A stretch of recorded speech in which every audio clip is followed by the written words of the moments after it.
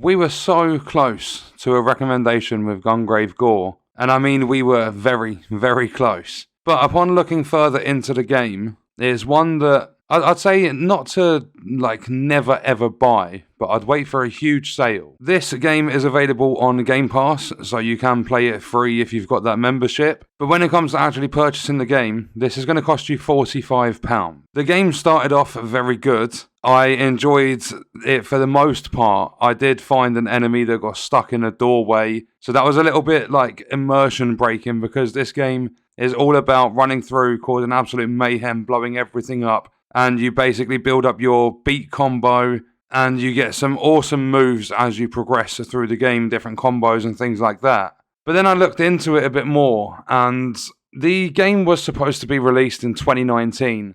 It's been delayed on and off for the last 3 years, and in that time, this is all they've come up with. There were some financial problems for the developers, and there was also a lot of change in the entire game design. At first, they did design the game as a half-open world, but then they realized that it doesn't fit the nature of the franchise, because this franchise is very old. I think it dates back to 2002. So for some reason, 20 years on, or over 15 years on, they wanted to try and change the franchise around, and it didn't work. So the game was delayed a lot. It was supposed to release 3 years ago, and it's only just released now. And they've slapped it out with a £45 price tag if you're not playing it through Game Pass. But you get into the game, there's a lot of tutorials, there's some really cool bosses and stuff in the game, so some of you are probably going to enjoy this. But there are a lot of issues as you play through the game, not in terms necessarily of bugs and stuff, but for the most part, the level design absolutely sucks. There's a train mission, I think it's level 5 or something,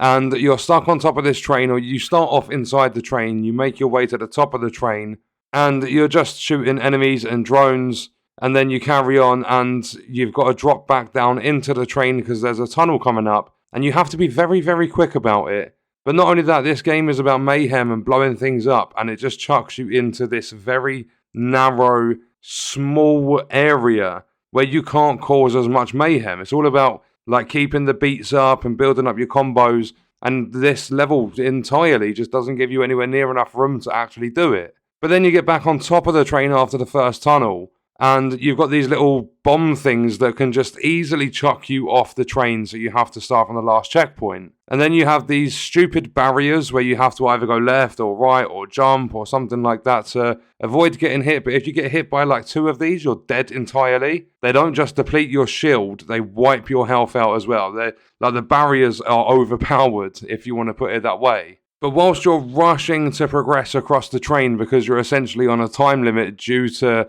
the tunnel's coming up and they'll just wipe you out and you have to start at the last safe checkpoint, you've got enemies fighting you, you've got drones shooting you, you've got the barriers you have to move around, you've got the bombs that are trying to chuck you off the train. There's just so much happening in such a small area, and the enemies just come out of nowhere. It feels as though there's no sort of balance with the spawning of the enemies. Sometimes you can open up a door in a random level and they'll just be shielded enemies, like RPG enemies or rocket enemies, whatever you want to call them. And then you'll have other people that are running at you, trying to melee you at the same time. You've got these big enemies that chuck these incendiary clouds or these poison clouds at you, and they throw them so quick, there's barely any cooldown between them chucking them, that it just fills up your screen and it makes the game feel horrible to play. After the train level, I don't really have any desire to actually go back and play the game. So yes, I only made it 5 levels into the game, but no, this is not a review. I don't really review games.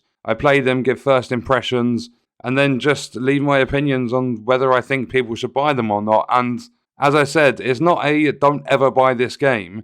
It's I highly recommend waiting for a big sale. I would say £15 to £20 is a good price, something like that. Maybe buy it 67% cheaper than what it's retailing at. I think that's a fair sort of price for this game because you're probably going to have fun. The combat is actually really impressive. I like the way they've done it. There's lots and lots of different combos. You've got upgrades and stuff you can purchase. There's quite a bit to it when it comes to that. You've also got trying to get the highest tier possible on the levels.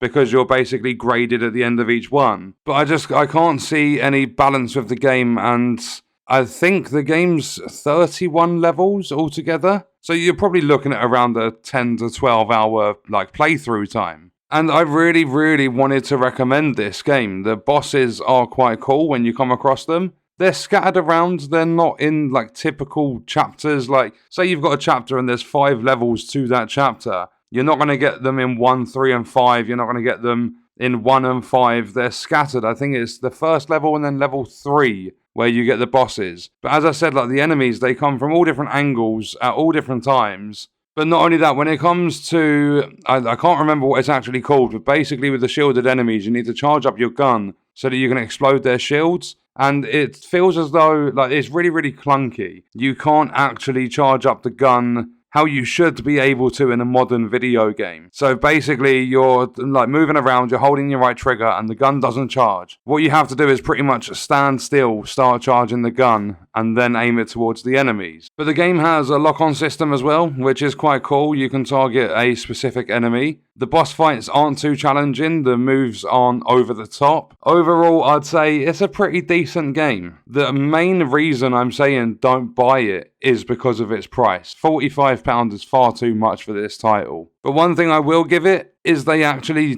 let you play in 60 FPS on console. I played it on the Series X through Game Pass. And there are some games that have been releasing this year that haven't given you an option for 60 FPS. And I think that should be the standard for video games nowadays. The technology is there for no matter how big your game is to be able to run smoothly at 60 FPS. And there are companies that have really, really big budgets for their games that still aren't providing 60 FPS. So there are positives when it comes to this game. It's not all negative, but the fact that they delayed it for 3 years on and off, they tried making it a half open world and had to change the game design. I don't think they've actually done much in the last 3 years. They've said themselves they had financial problems, and I am glad to see this game released. They've put at least some effort into the title. But another thing that does let this game down for me personally is the lack of music variety. It feels as though the entire first chapter, which is like 4 levels, just doesn't have any different music to it. And I think that's